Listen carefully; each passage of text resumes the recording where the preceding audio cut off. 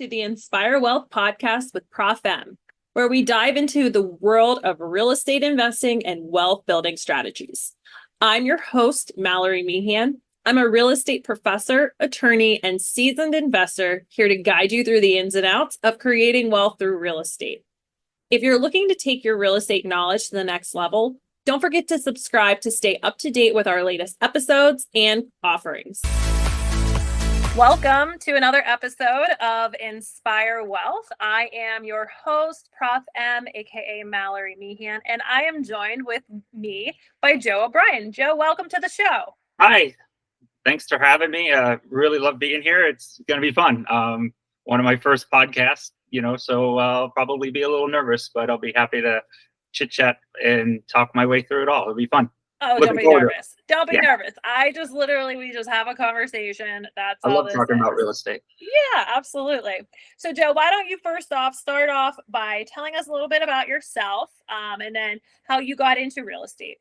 Okay. I currently live in Phoenix, Arizona. I would say that I am a realtor, real estate investor, landlord. I own 25 doors here in the Phoenix metro area. Started back in 2001, buying rental properties. I've done wholesales. I've done fix and flips. I've done creative financing, seller financing, been part of multiple groups, networking.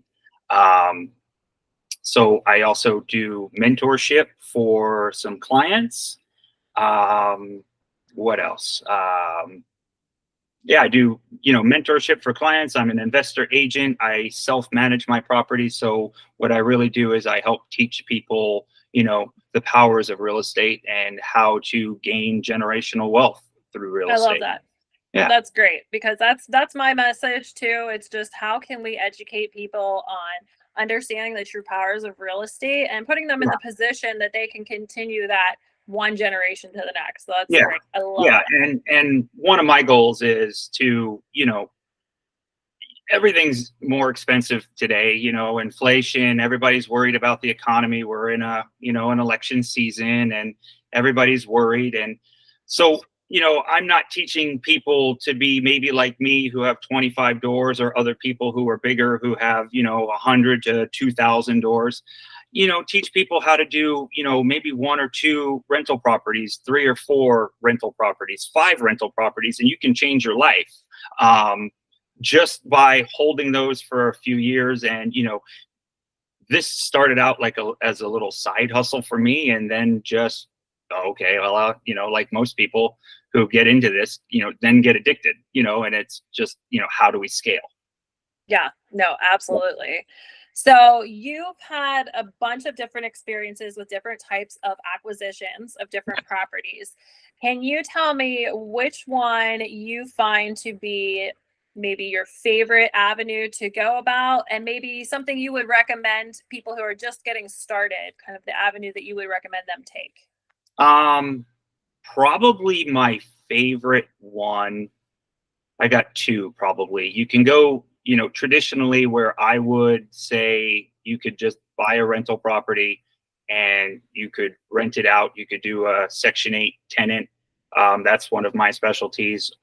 And you can do the 20% down and, the conventional financing. That's a great always place to start.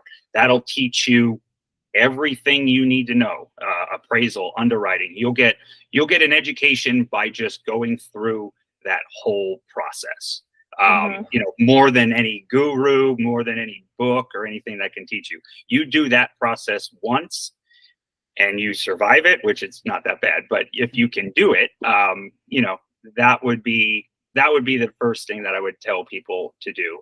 My other favorite is probably a seller finance deal.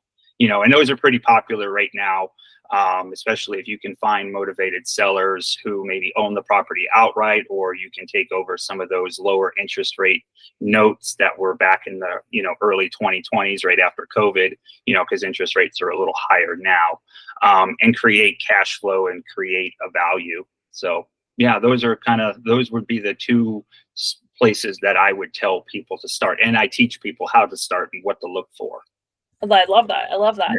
So you did mention that you did a couple wholesale deals and Yeah. maybe you did some fix and flips. Can you tell me maybe some of the highlights of that process and maybe even some battle stories? Some battle stories. Okay. So wholesale fix and flip. So when I first got out of college, I moved from Buffalo, New York, to I moved from Buffalo, New York to Phoenix, Arizona. Just starting out as a physical therapist, and working two jobs, working physical therapy by day, and working the restaurants and bars at in the afternoons and evenings, into the weekends as a server, bartender, saving up money. Um, Found this book that nobody's ever heard of called Rich Dad Poor Dad. Read it 14 times, and got started there. And and I started out wholesaling. So I went to local Azria, took a class. There was a free wholesaling class. I think I did a weekend seminar with some lady, and we did, took a wholesaling class, and then just started doing some marketing and found some wholesale deals, and then sold them off to another investor, and kind of paid off my student loan. First one was actually a house where a nurse just quit, and the nursing home that I was working in, and it was her mom's home, and she saw me reading, and she saw me talking to other people about it, and talking to my doctor friend at the time, and she's like, "Hey, do you do real estate?" I'm like, "Yeah." And she says, "Well, I got this house, and it's my mom's, and we got to get rid of this thing." And I was like, "Yeah, let me come over and take a look at it." And I was scared, and it was like, "Oh boy." You walk into it, and you're walking into it, and it's an older house, and it's beat up, and you're like, "Okay, what do I do?" And yeah, then I turned around and I wholesaled it, because actually my doctor friend knew someone who did fix and flips. He's like, "Oh yeah, we can wholesale that." And so it was great. So that was like my first experience with a contract, and doing it that way. And then I got kind of hooked, and I was like, well, I don't want to do office max contracts anymore. I want to get my real estate license. And so I did a few of those, and that was good. Then I did some fix and flip projects, and each one of them were harder than the next. Some of them were easy, lipstick, paint, carpet, couple new appliances. That was fun. And then more complex ones where you're adding a room, and remodeling a swimming pool out here in Arizona. You had to re-gunite it, and rebar it, and re-permit. And so, always a challenge with those. And, but, you live and you learn, Mhm. and it was great. So, Yeah. Well, I love that you are able to kind of, full picture, started out in wholesaling, got a feel for, what the real estate market was like. And then once you got a taste for it, you saw what the investors were getting, you're like, nope, I yeah. got to get in on this game. Yeah. And I started out at an early age. Because like I said, I grew up in New Jersey. I grew up in a beach town, and Beach Haven, New Jersey. So, Okay. so all of my, any of you Penn State guys, LBI is the place. You don't need to go to Seaside. LBI is more fun. More homey. So I lived in Beach Haven. My mom was a teacher. So in the summers, my mom and a few of her teacher friends owned a cleaning business, and we would clean all the beach cottages on Mondays because of the weekly rentals. They would come down on Saturday or Friday, and they would go back up on Sunday night. And the traffic on the Garden State Parkway. Very predictable in the summertime. So Mondays we would go and we would clean those houses. And I loved everything about it. I met the realtors, I met sometimes the owners, the property managers, the plumbers, the electricians. I loved everything about it. I loved the architecture. I loved the amenities. It was phenomenal. I have picked up more red Solo cups in my life than you could imagine. If I could. I don't know. Here at Penn State, we pick up quite a few as well. Oh, so. I've probably picked up more red Solo cups and I could probably climb from here to the moon. I don't even buy red Solo cups now in the store. I have to have another color. I think I'm emotionally scarred. Oh, But that's great. actually what that's when I knew I really, really liked real estate. I fell in love with it. I just didn't know what to do with it. Mm-hmm. If I knew, I would have started VRBO. Okay. Right. All right. Yeah. Right. But no. That's what it was. Right. But now it's scaled. So I just knew I loved it. So I love that. So right now you have 25 doors. What kind of properties are these? Okay, so I own single family homes. I own a couple of fourplexes and some condos. So all you would say in the residential realm.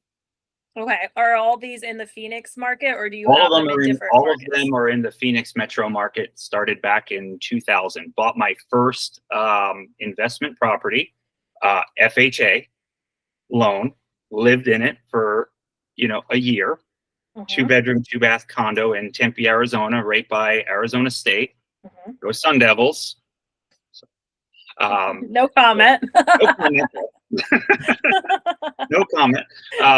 So literally right off the campus. And the reason that I bought it was, well, I did kind of need a place to live, but I was always going to buy it as an investment property.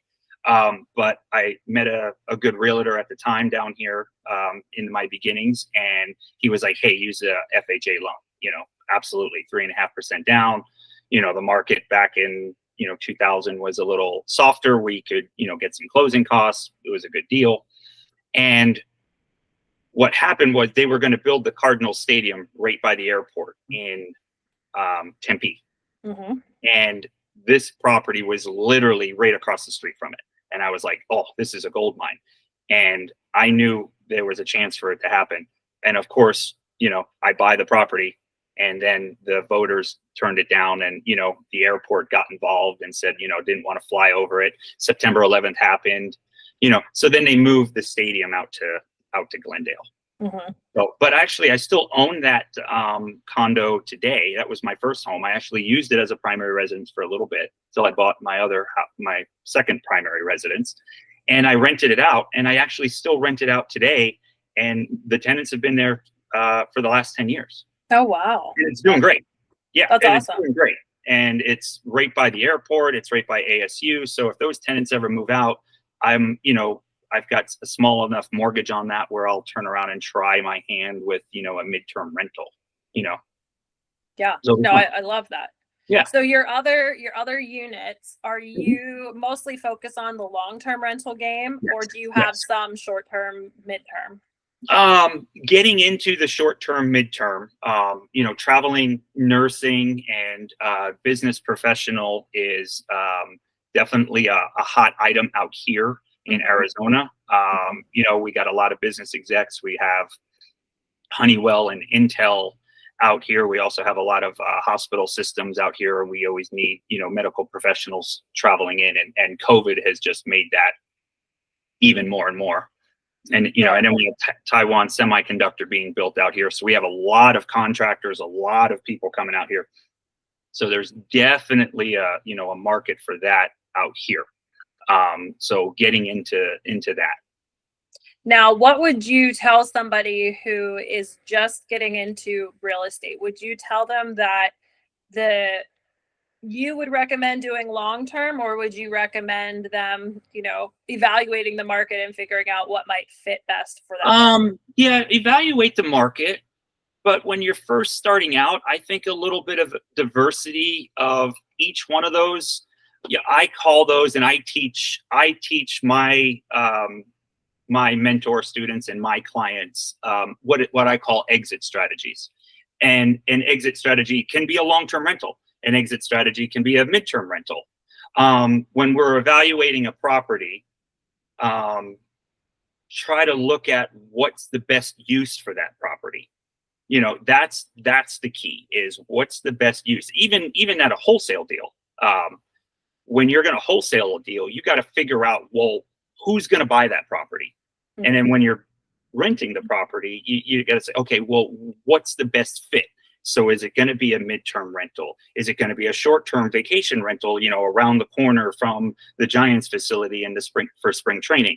Or, hey, is this a B plus property or a B minus property where, hey, we can put a Section 8 tenant in here for long-term growth and just watch it grow. You kind of have to, I believe you kind of have to have a global eyes above, fly like an eagle above and kind of analyze it. I don't think there's any wrong answer. I think a little bit of both is good. Yeah.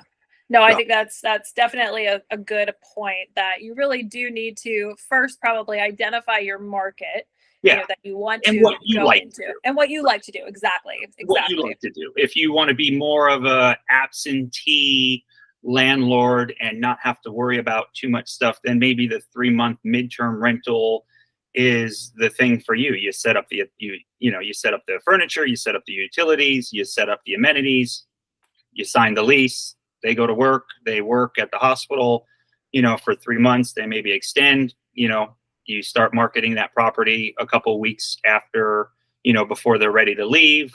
You repost it, you start marketing again, and you do it in, you rinse and repeat.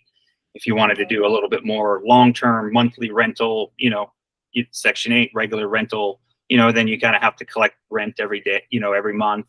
You have to have your systems in place a little bit. So Yeah. I mean, Well, it all depends on what you want to do. oh yeah, absolutely. Well, now that you've piqued my interest in the Section 8, Yes. let's dive through that for a second, because Okay. I know that is definitely a niche area that is hot right now, Yes. and a lot of people have questions about it. So give Sure. us some education on Section 8 as a whole and how to get started in that. Okay, so Section 8 program is actually officially known as the Housing Choice Voucher Program, and it's funded through the federal government through HUD. So, and it provides lower income families, elderly, and people with disability a decent and safe place to live, and it helps subsidize the rent.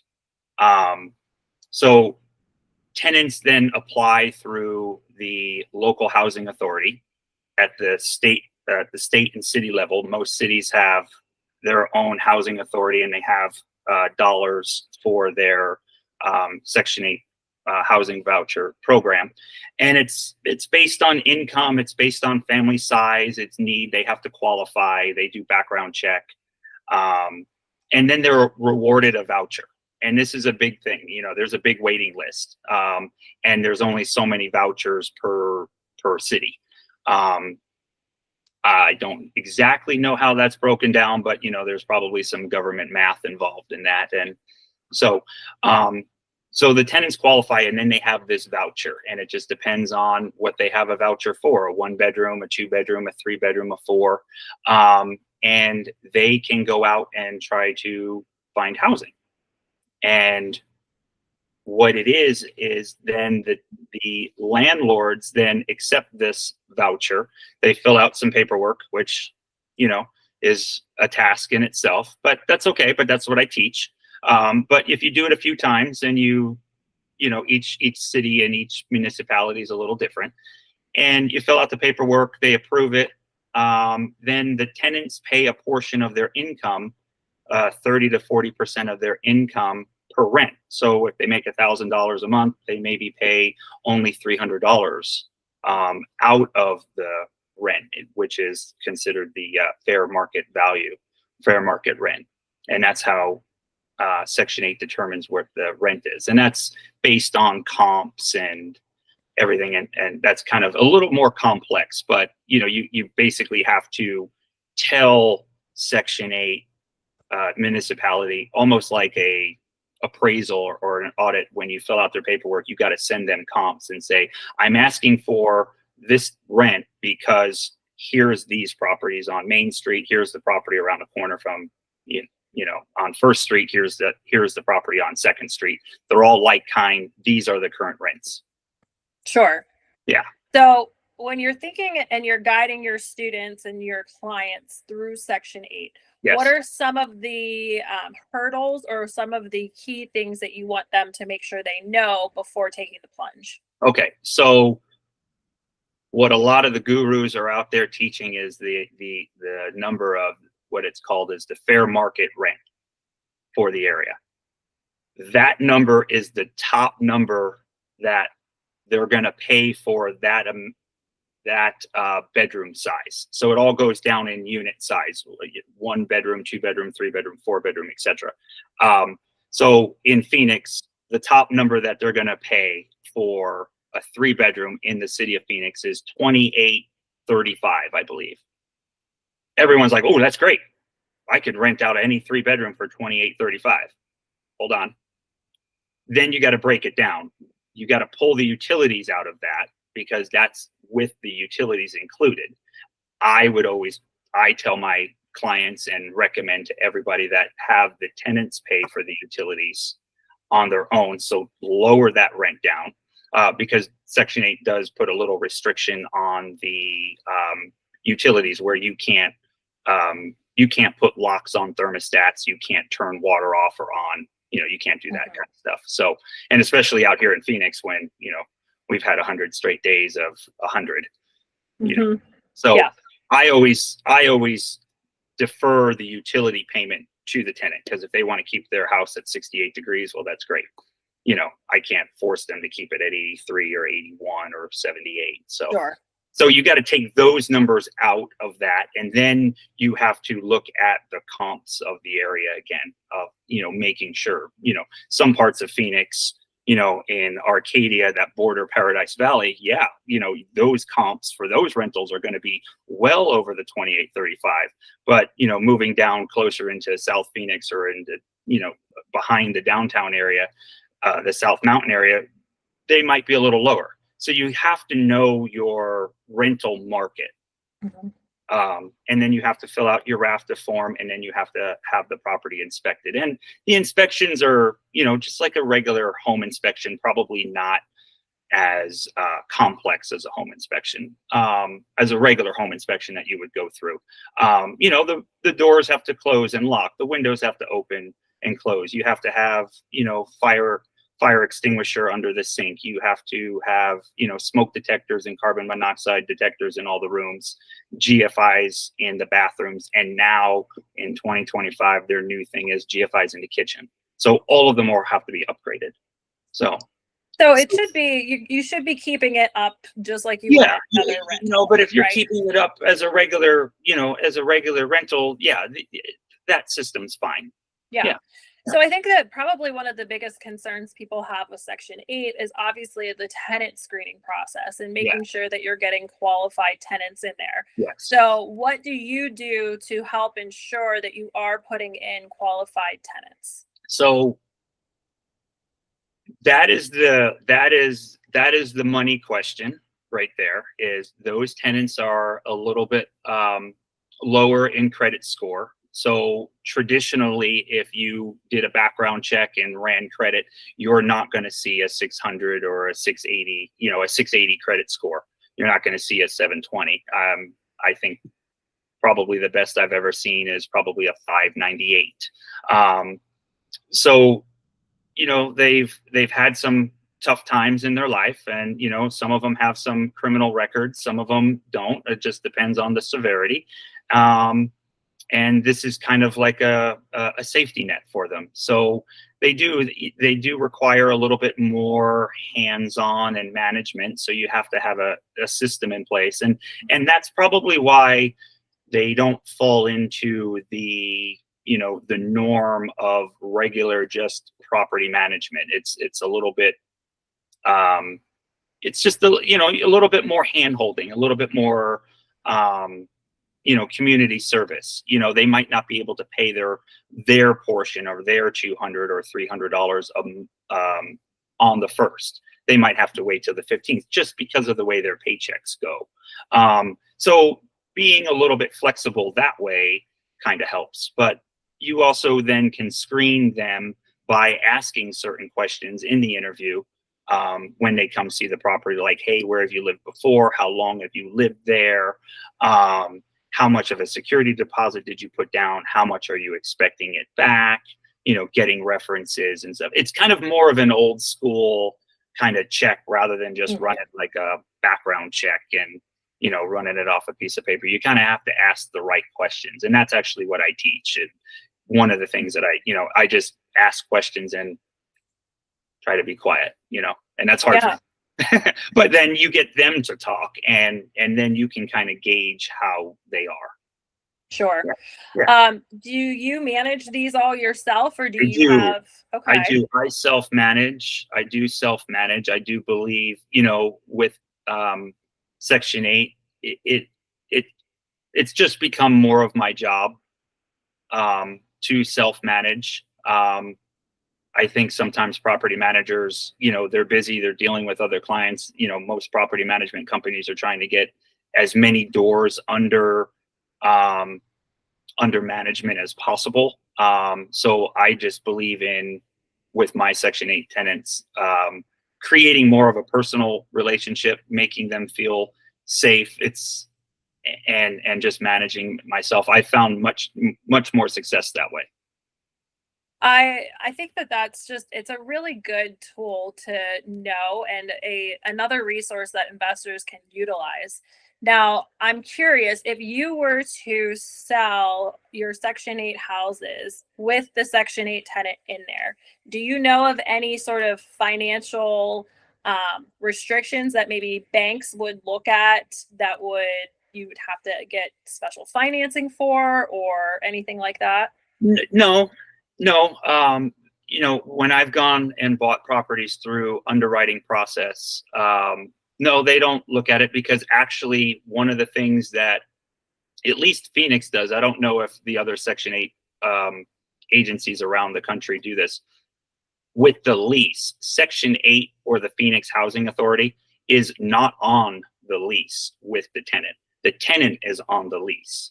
The house is then subsidized, but there's nowhere in that paperwork that the tenant has that they would give to their school or their church or anything like that. It's Mallory and as the tenant and Joe as the landlord. And then there's a separate HAP contract that you don't have to disclose to that the Section 8 department sends. But I do send that into underwriting and everything. So then they see that the rents are more guaranteed. And actually it's kind of beneficial, if you type all that up to the underwriter, because they're like, hey, fair market rent is, $2,700, but you're only getting 25. Why? Well, that's a Section 8 tenant, and that's been in there for 5 years, and they're on, a slower appreciation or, increase schedule. Oh, that's guaranteed money. And then they like that. And they know the cash flow is coming in. And that's one of the powers of, Section 8 investing is you're not chasing thousands of dollars, every month. You're chasing a couple hundred. Right. So the stress level goes way down. Right. So, and that's what I teach my students and my, my mentor clients is, you might want to look at this Section 8 and make it easy, especially if you're going to self-manage. Yeah, and I think it's important to note too, like for underwriting, you could also look at it as, okay, what do I value this as the guaranteed amount? And then what do I guarantee, what am I going to value it, assuming I'm going to still be able to collect all that I can from the tenant as well. So you could look at it 2 different valuation points. Right.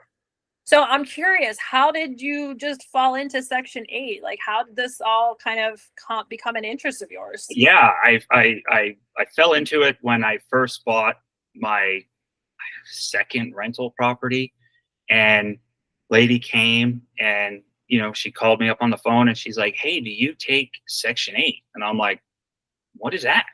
And and she's like, well, it's this voucher. And, and she was a really nice lady. And I met her at the property and she handed me this paperwork and I just started looking into it. And my realtor at the time helped me with it and he knew about it. And he's like, oh yeah, you got to get into this. And then all of a sudden, her payment on $1,000 a month rental at the time, back in 2000, 3-bedroom, 2-bath, $1,000 a month, was $50. So I was getting $950 from the city of Phoenix. I'm like, this is great, just for a little bit of paperwork. And she stayed, she stayed 10 years. So then I just started doing it again and doing it again. And then I kind of got away from it when the market got a little better. But then I've gone back to it now, and it's, now I've kind of, you kind of have them blended. But yeah, I focus really more now on for long-term properties is Section 8, because it's just easier. It's once you get through the paperwork and the RAFTA, which is their packet, and the inspection, and you get to their HAP contract, then it's just clear sailing. Now, for some of the Section 8 housing that you've had some tenant turnover, have you had any sort of issues that were different than any other rentals that you've had, or what has your experience been? No, I mean, Section 8 tenants may leave a house a little bit dirty or leave you some couches or some old mattresses, but I've had private tenants leave me a transmission on the carpet. He was an old auto mechanic, and he had a transmission. And funny story is, one time I went to go collect rent, and he opened a door, and it was kind of like Buffalo Bill out of Silence of the Lambs. He opens the door, and I'm like, hey, Jeremy, how you doing? Blah blah blah blah. I'm here for the rent. Oh yeah, come on in. And there's a 357 engine in my on my carpet. And he's like, oh yeah, I'm working on this. And I was like, I have one question. And he's like, yeah, what's that? I go, how are you going to get it out?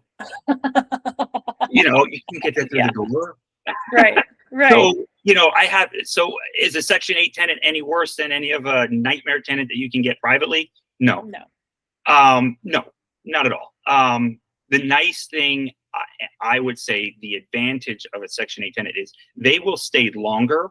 Mm-hmm. You're maybe going to have to do some turnover, and there's always some turnover costs, and there's always some repair costs when the tenant leaves, and you're going to have to get the property up to re-rent. Mm-hmm. The nice thing about Section 8 is that can get extended for numerous years. So you can defer that out. But, there is also a system in place that I do with my handymen and the people who I work with is, we go in, we change the air filters for them every month. We go in and we do maintenance, and then we're watching, my eyes are on the property. So that is, if you're going to do Section 8 investing, having that system in place, or a system in place, which I teach, is very, very important, because you just can't forget it, set it and forget it. And then at the end of that, you're going to be like, oh boy, here we go.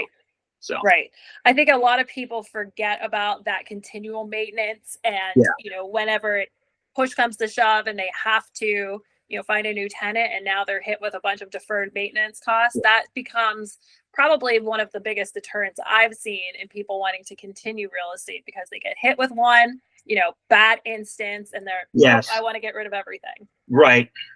But the long-term growth, and people say that to me all the time, like, oh my God, how could you handle that?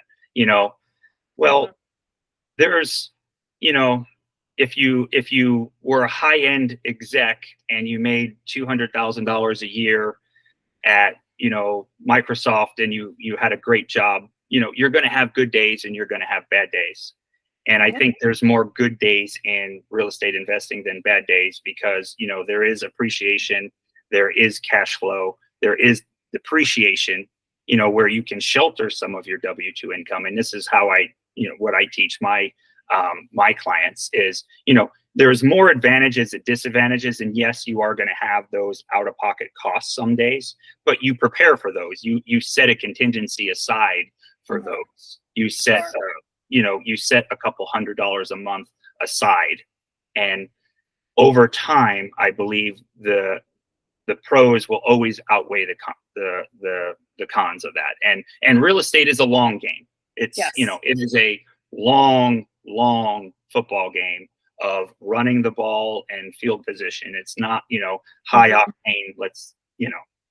There's a market for that too, but I think long-term rentals is a slower game. Yeah, for sure.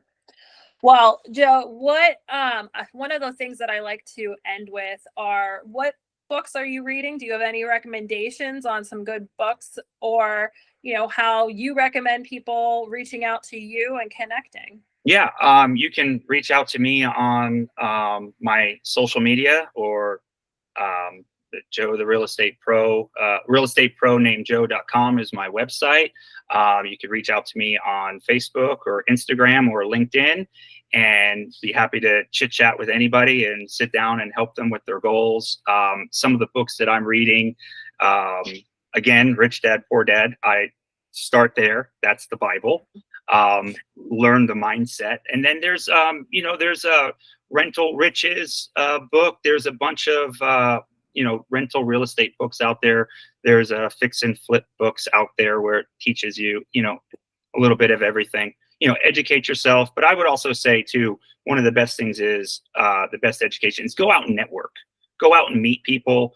Go to your local real estate meetups. There's RIA meetings. There's apartment syndication meetings, and people go to these conferences. Go to the Gainey Ranch conference that I'm going to be at next Thursday. Meet people, talk, and learn. And that's one of the lost things is the network, and give more than you receive, and things will come back tenfold. Absolutely. Absolutely. Yeah. Well, Joe, thank you so much for being on the show. It was an absolute pleasure. Thank you. And for our listeners, we will leave you Joe's contact information in the show's notes. And that's it for another episode of Inspire Wealth. I am Prof M, out. And for those who want a more hands-on learning experience, check out our online courses at inspirewealtheducation.com. Whether you're just starting out or looking to expand your investment portfolio, I've created step-by-step guides and resources to help you achieve your financial goals. So hit that subscribe button and let's start building your wealth one episode at a time.